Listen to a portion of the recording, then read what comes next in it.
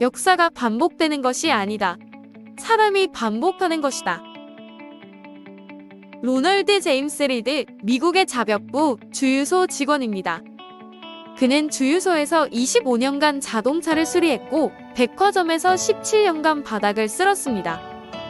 2014년 92세의 나이로 죽은 그는 국제뉴스의 헤드라인을 장식하게 됩니다. 리드가 세상을 뜰 당시 순자산이 800만 달러, 우리 돈으로 95억이 넘는 자산을 가지고 있었기 때문입니다. 대체 그 돈은 어디에서 났을까요? 별다른 비밀은 없었습니다. 리드는 자신이 번 얼마 안 되는 돈을 저축했고 그 돈을 우량 주식에 투자했습니다. 그리고 기다렸습니다. 그러는 동안 쥐꼬리만한 저축이 복리로 불어나 95억이 넘는 돈이 되었습니다. 그게 자벽부 리드의 전부입니다. 리드가 죽기 몇 달 전 뉴스에 등장한 다른 남자가 있습니다. 리처드 퍼스콘. 하버드 대학교를 졸업한 후 MBA 학위를 따고 메릴 린치의 중역을 지낸 퍼스콘은 금융 분야에서 대단히 성공을 거두었습니다. 퍼스콘은 2000년대 중반에 큰 돈을 빌려 대저택을 짓습니다. 그러다 2008년 금융위기가 터졌고 퍼스콘의 재산은 순식간에 먼지가 되었습니다. 리드는 인내했고 퍼스콘은 탐욕을 부렸습니다. 바로 이것이 두 사람 인생에서 교육과 경험으로 생긴 엄청난 격차를 무색하게 만들었습니다. 정말로 흥미로운 부분은 두 사람이 금융에 대해 가지고 있는 태도입니다. 하버드 졸업장이나 MBA 학위도 없고 금융 지식이 전무한 리드가 어떻게 퍼스콘보다 더 나은 결과를 낼 수 있을까요? 투자의 세계에서는 이것이 가능합니다. 그리고 두 가지로 설명할 수 있습니다.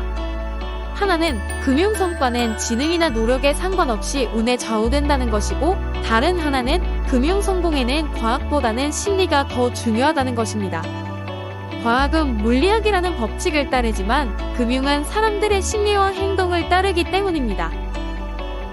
왜 사람들이 약세장 바닥에서 자산을 팔아버리는지, 왜 강세장의 끝을 쫓아가는지, 그리고 왜 금융은 심리학과 역사의 렌즈를 통해 볼 때 더 잘 이해가 되는지 모건 하우절의 돈의 심리학 책을 통해 알아볼게요.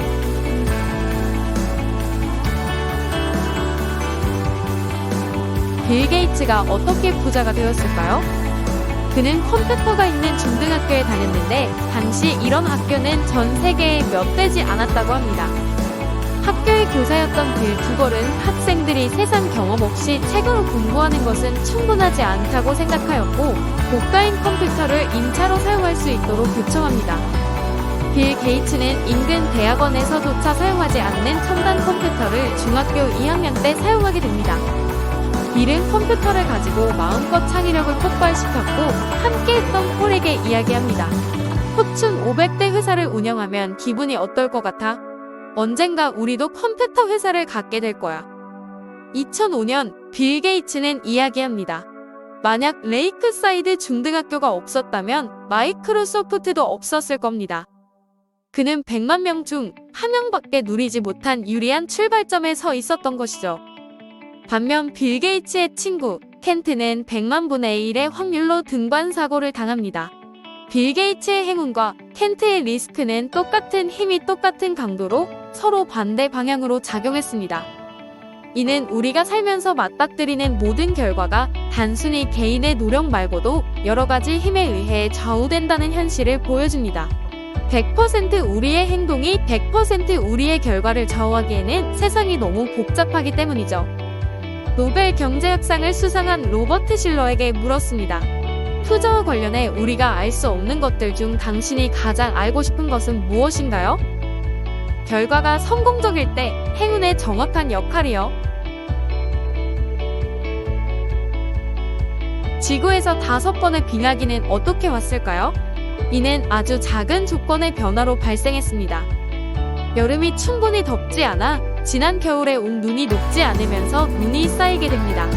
남은 얼음은 태양 광선을 더 많이 반사시키고 이는 냉각 효과를 더 심화하게 됩니다. 얼음층을 유발하는 것은 눈의 양이 많아서가 아니라 눈이 조금 남아있기 때문이죠. 거대한 결과를 가져오기 위해 반드시 큰 힘이 필요한 것은 아니라는 사실입니다. 워렌 버핏 또한 마찬가지죠.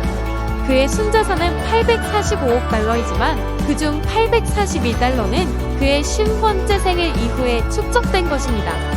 성공의 진짜 열쇠는 그가 무려 75년 동안 경이로운 투자자였다는 사실입니다. 반드시 최고 수익률을 올리는 것이 훌륭한 투자는 아니다. 꽤 괜찮은 수익률을 계속해서 올리는 것이 더욱 훌륭한 투자다. 오랫동안 반복적으로 할 수 있는 투자 말이다.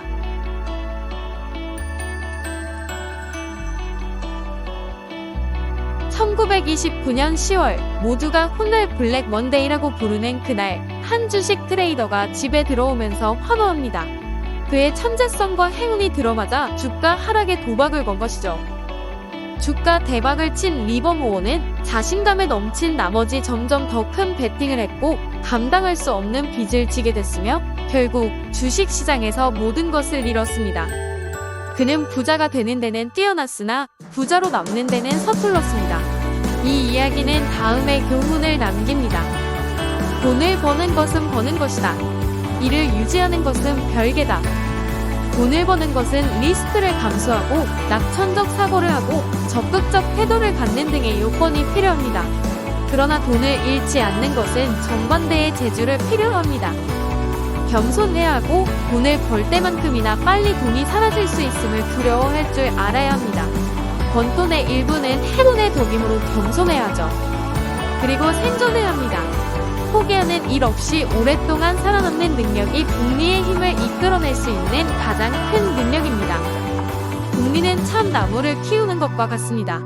1년을 키워서는 별로 자라는 것 같지가 않습니다.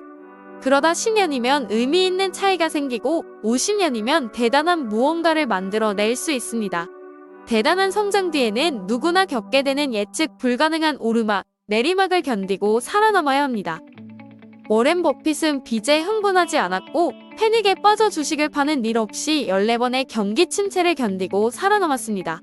스쳐 지나가는 한 가지 트렌드에 집착하지 않았고 남의 돈에 의존하지 않았습니다. 버핏은 부자로 남는 재주까지 추가로 가지고 있었던 것이죠. 시장에서 살아남기 위한 3가지 핵심 가치를 마지막으로 책을 마무리할게요. 좋지 않은 시기의 절박함으로 주식을 파는 일을 한번 막는 것이 복리와 평생 수익률에는 더 큰 도움이 될 수 있다. 최대한 오랫동안 유지되기만 하면 결국 승리할 것이다. 다양한 방식으로 안전마진을 확보해야 한다. 검소한 생활, 유연한 사고, 느슨한 일정, 생각대로 일이 풀리지 않더라도 만족하며 살 수 있게 해주는 것들이다. 현명한 낙천주의는 확률상 나에게 유리하며 많은 고난이 있더라도 결국 좋은 결과가 나올 거라는 믿음이다. 무언가가 단기적으로는 요지부동인 것 같지만 장기적으로는 득이 될 수 있다. 인생의 많은 일들이 이런 원리를 따른다. 현명한 낙천주의로 안전마진을 확보하여 절박함으로 주식을 거래하지 마라. 잘 기억하셨나요? 저는 더 좋은 책으로 다시 찾아뵐게요.